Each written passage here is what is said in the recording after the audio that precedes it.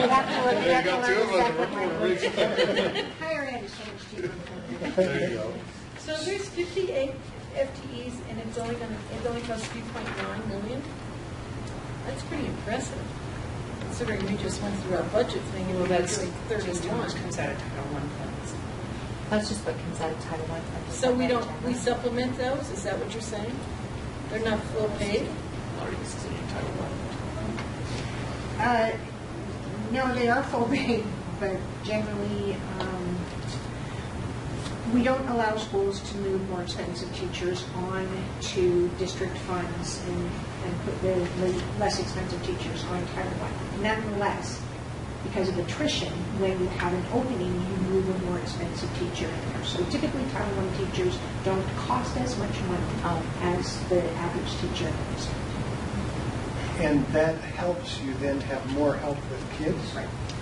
Oh, I get it, but I'm just saying, we just funded, what was it, 31 new positions, and it was close to this. I thought it was only, wasn't it close to this number? The 2 million? 2.6. 2.6. Okay, but I'm just asking, because Title I teachers are generally first year teachers. okay. More often than not, first and second, and certainly provisional teachers. Don't get me started. So is this the actual dollar amount I'm gonna listen. based on, this is on 2013-14? And actually, Michael, I do want to actually interject, and I do want to get you on that subject, because some of that has been purposeful.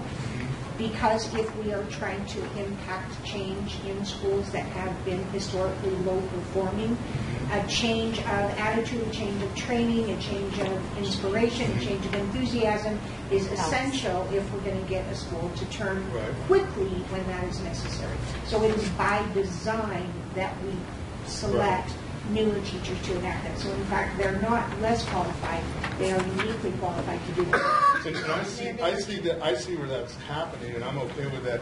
And I'm actually, looking at the changes that happened this last time, just looking at the openings, it looked like things improved. And my understanding that was due to some contract language that gave us some stability. So it's really, that's not an issue I'm worried about.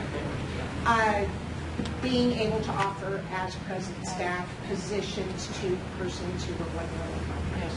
So instead of them having to wait farther in the chain to apply for a position, they were able to be considered present staff. But was that a change in the contract language, or was that a change in the Definitely.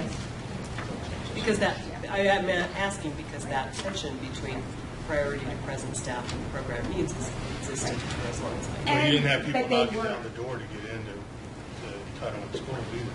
Right. And I think it will be important in good ways and in bad ways. And what you will see is that the Title I money doesn't go as far in terms of the actual number of bodies that you bring in. Well, You will see that as people, because of this change. Those that are on one-year-only contracts will be more likely to stay because of the change. Right.